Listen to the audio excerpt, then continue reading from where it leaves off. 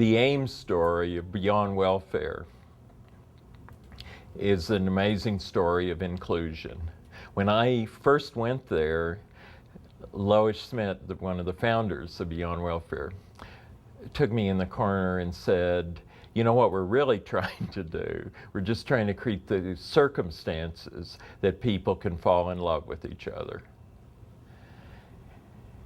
And there are two things that I think are really important as you watch this story about bringing people together in this way. One, of how the labels that people are given, like welfare recipient or disabled or mentally ill, are broken, and how the way of seeing people through clients' eyes becomes a way of seeing people as citizens who have gifts to give.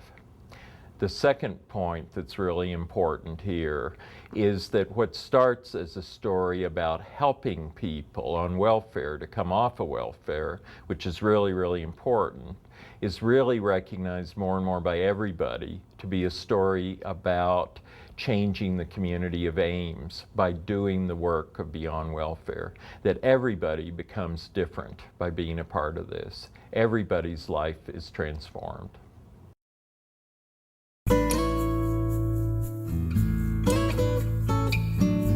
According to the 2005 U.S. Census, 37 million people in America live in poverty. Of those, over 6 million people are receiving welfare or assistance. Poverty has become a critical and controversial issue. In a consumer-based society, we value the independence created by adequate money, and we're critical of those living without. But regardless of whether someone is working or not, the stigma of living in poverty is overwhelming. It was hard to be on welfare and hard to be poor. I didn't have a lot of self-esteem to begin with, and being on welfare did not help that. Especially the food stamps and all of that, going to the store and everybody's looking at you and you're handing them your food stamps going, yeah. Like a failure to society and a burden to society, like a failure to my children, because my children were young at the time. I felt like people believed that I was never going to be anything, that I was never going to get anywhere, regardless of whether I'd given them that opinion of myself or not. They just automatically already believed that. So not only are people living in poverty disadvantaged by a lack of resources and opportunities, but emotionally they're affected by the stigma and the attitudes of others. The Department of Human Services enhances the debilitating effects of poverty with a dehumanizing service model. Going to sign up for services through DHS, you feel, well, first of all, you're a client. You're a problem that needs to be solved in their eyes. That's how you feel. I felt. And so, yeah, you just really feel like you're not worth anything. It was isolating in a sense to be poor and to only have my family to deal with. Was really, really kind of isolating. You dealt with like the Department of Human Services, but that in itself is a isolating organization to be involved with. When you're in need, if you go to a government agency, you become a case number. And you're treated with about that much dignity. You become a case number, and there's no difference between 87412 and 87413. The typical model for providing services to people in poverty is the polar opposite to the values of asset-based community development. The typical model views people living in poverty as a problem that the government needs to fix. DHS and their caseworkers hold all the power while their clients do whatever they can to qualify for support. The agency-client relationship creates a perpetual dependency that further incapacitates those they're trying to serve. Contrast the typical model with the approach taken by Beyond Welfare, and you begin to see the overwhelming impact asset-based community development can have. I grew up with the idea, and this idea was true in most of my career, is that a group of concerned citizens or bureaucrats or whatever you want to call them would define a problem. And then they would plan how to solve that problem.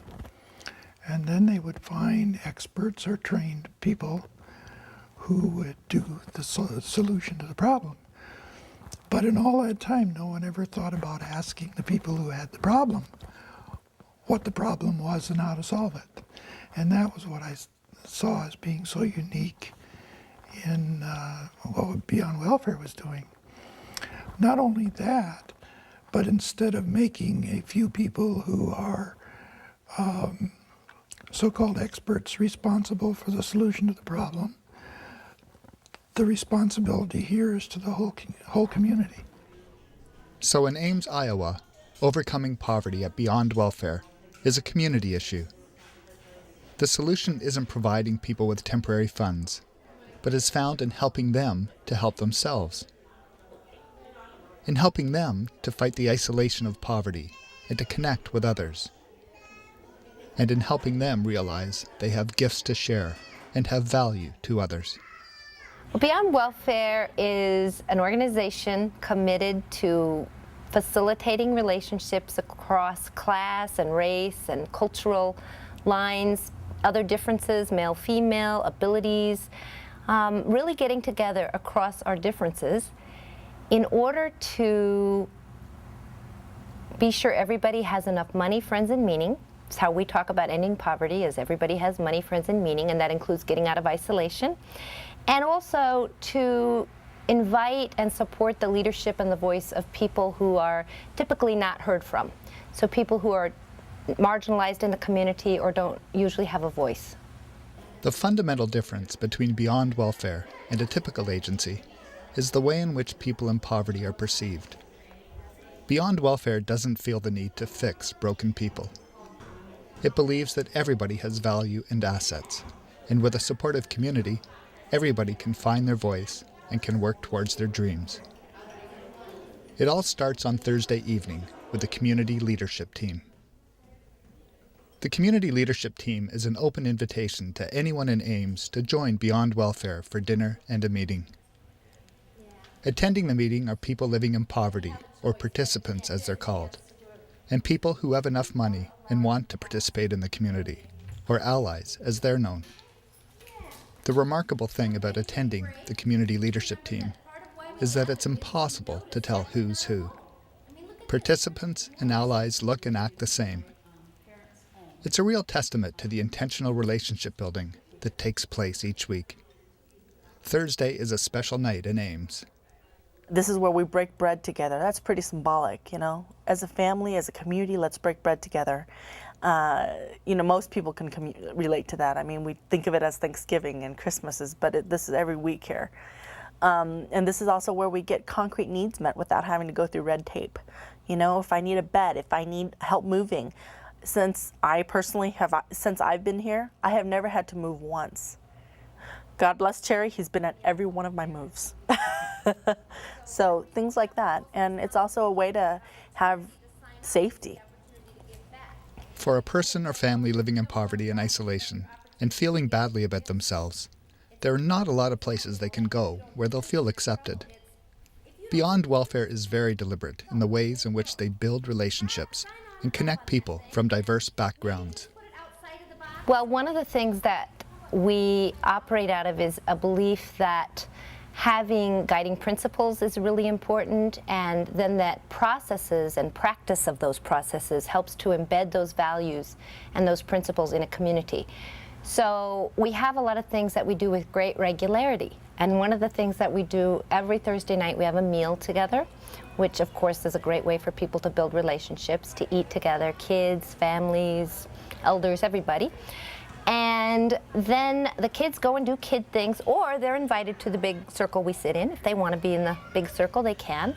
If they don't want to, there are kid things to do. And then we have processes that we use. We start with our purpose and principles, which is why are we here? What are our principles, our guidelines, the agreements that we make to treat one another with respect and so on.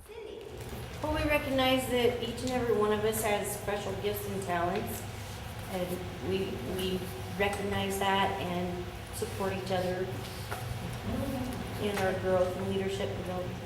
Leadership, yeah. Then we have another practice called New and Good, where every person says their name out loud, which we think is important, where you're from, and then something good about your life lately.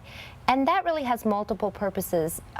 There's such an emphasis in our culture on what isn't working, that we feel it's important to look at what's going well. And especially for people in financial poverty, people who are really marginalized, are not usually invited to share what's good about their lives.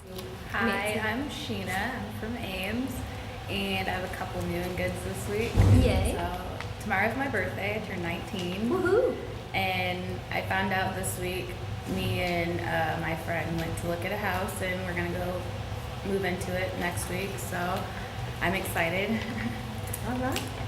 Congratulations. And you know what happens when you tell us about birthdays, right? Oh. 1, 2, 3. Happy birthday to you.